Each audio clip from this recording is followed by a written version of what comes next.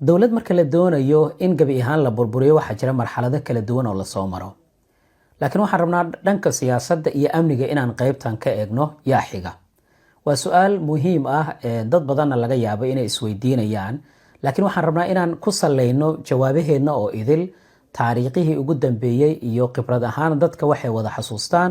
oo ah qaabkii dowlado badan loo burburiyey iyo marxaladihii kala duwanaa ee loo maray haddii aan eegna marka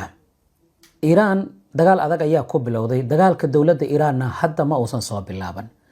95tii waxaa lagu eedeynayay iiraaniyiinta inay haystaan hub nuclear ah oo kaliya 5 sano kadib ay soo saari karaan bamkii ugu horeeyey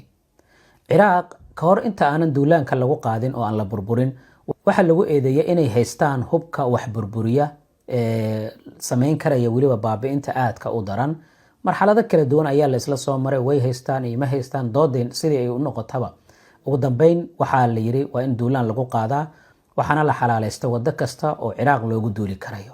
wixii ka dambeeyay dadku waxay xasuustaan 11 September ama 12 September wixii ka dhacay daarihii mataanaha ee dalka Mareykanka kadib waxaa xigay marxalado kale oo silsilada ah oo dalal badan ayaa waxaa salafsaday weerarkii daarihii mataanaha ee ka dhacay dalka Mareykanka inkastoo ilaa iminka dood ay ka taagan tahay sida weerarkaasi u dhacay haddaba marka la doonayo dal in la burburiyo marka meelo badan ayaa laga weeraraa sida dhanka waxbarashada iyo dhaqaalaha waana labada meel ee ugu adag haddii jiilalka soo koraya waxbarashadooda ama qaabkay u fakarayaan wax laga bedelo dalka ayay saameyn ku yeelanaysaa dhanka dhaqaalahana sidaasi oo kale ugu dambeyn qofku wuxuu ku qasbanaanayaa waxaanan micno lahayn inuu qarankiisii u dhaafsado waxyaabaha ugu weyn ee loo adeegsada marka dowladaha gobolka ah marka la doonayo in si weyn loola dagaalamo waxaa qayb ka ah cunaqabataynada isdaba joogga ah oo Iiraan waxaan ognahay cunaqabataynta iyo marxaladii ay ka soo martay 40kii sano ee la soo dhaafay cunaqabatayntaas oo dhaqaalihii aad u cuuryaamisay heer marka waxaa la gaarsiinayaa xitaa askarta dhaqaale yar marka ay helaan ay ku fakaraan in qarankooda ay dhaafsiistaan wax kasta aan soo dhaweey Ustaad Khalid Muallim oo aad ugu takhasusay arrimaha bariga dhexe iyo taariikhda Ustaad soo dhawow waxa la isweydiinayaa maxaa xiga maxamed aad u mahadsan tahay waxaa malaysaa Israa'iil inay waayadan dambaba u digiidam lahayd sidii weerar ugu qaadi lahayd xarumaha lagu bacarimiyo macdanta uraniumka ee wadankaasi Iiraan ugu dambeynna hadda weerarkaasi waa qaaday xataa iyadoo wararka qaar ay marka hore sheegayaan in Mareykanka uu diidanaa si aan wada hadallada loo carqaladaynin warar kalena ay leeyihiin waa la shaqeynayay laakiin sidee doontaa ahaatee caadiyan Mareykanka iyo Israa'iil maba kala baxsano oo wax walba waa isugu jiraan hadda waxyaabaha warbaahinta caalamka ee aad ku isu weydiinayso waxaa waaye who's next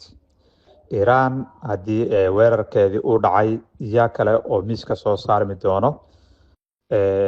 Israa'iil ra'iisul wasaaraheeda Benjamin Netanyahu sida uu sheegay dabcan waxa uu rabaa khariidada bariga dhexe in dib loo yagleelo ama dib loo sawiro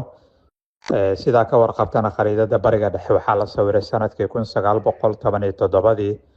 oo heshiiskii Shakespeare oo lagu qaybsanayay wixii ka haray dowladda Cismaaniyiinta ee bariga dhexe ayaa lagu sawiray marka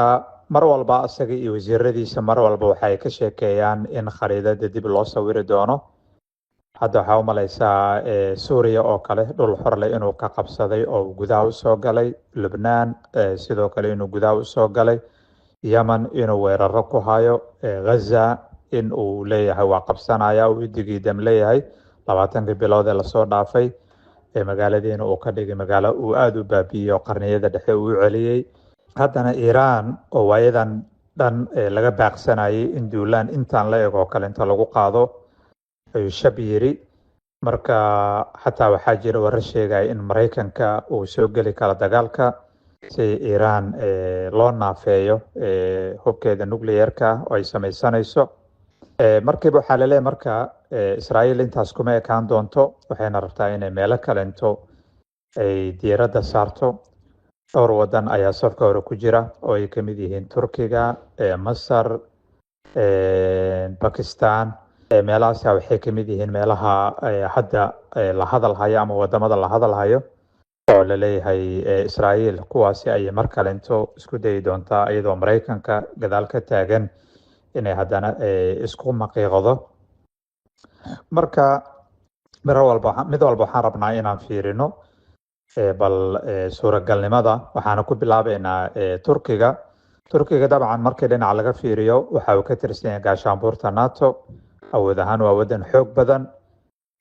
inuu hub nuclear haysto weli lama xaqiijinin, laakiin diyaarado casri ah iyo maraakiib casri ah iyo diyaarado drone oo casri ah intaba waa haystaa. dhaqaale ahaanna waxa uu kamid yahay wadamada la isku yiraahdo G20 ama 20 wadan ee ugu dhaqaalaha fiican caalamka. hadda waxaa la bilaabay in lagala dagaalamo dhinaca dhaqaalaha oo lacagtiisii dhulka ayaa lagu dhuftay sidaa ka warqabto. welina halgan ayaa ka dhaxeeya. Israa'iil iyo Erdogan isma jecla, inkastoo Israa'iil iyo Turkiga markii la fiiriyo ay leeyihiin xiriir dhinaca diblomaasiga oo safaarada halkaasi uga furan tahay, laakiin haddana labada wadan kuwa jecel ma aha. hadalada taagtaag ee Erdogan ka soo baxaya waa hadallo uusan Netanyahu inta badan jeclayn, waxayna ku tilmaamaan wadan cadow ah. meelaha isku hayaan waxaa kamid ah wadankaasi Suuriya oo si aad ay isugu hayaan. marka Turkiga cadow badan uu ku leeyahay Yurub markii la fiiriyo, oo Faransiiska iyo Jarmalka ay ugu horeeyaan. oo haddii Israa'iil ay u tafaxiidatay inay dhinacaasi aad taageero fiican ka heli kara, inkasta oo madaxweyne Trump mar walba uu Turkiga aad u taageersan yahay oo uu ku tilmaamo saaxiib dhab ah, haddana waxaa la isleeyahay haddii uun Israa'iil iyo Turkiga ay noqoto, Israa'iil ayuu dabcan la jirsan doonaa. wadanka kale waa wadankaasi Masar. Masar saaxiibo badan caalamka kuma leh. saaxiibkeeda koobaad waa Mareykankana wadan la isku halayn kara ma aha. madaxweyne Trump gobolka markuu yimid, xilligii hore madaxweyne Trump uu xukunka imaaday Sacuudi Carabi markuu yimid, Cabdilfataax Siisi waa loo yeeray oo si aad loo soo dhaweeyay, laakiin hadda looma yeerin. sidoo kale intana ilaa hadda waa uu ka baaqsanaya inuu Washington booqdo.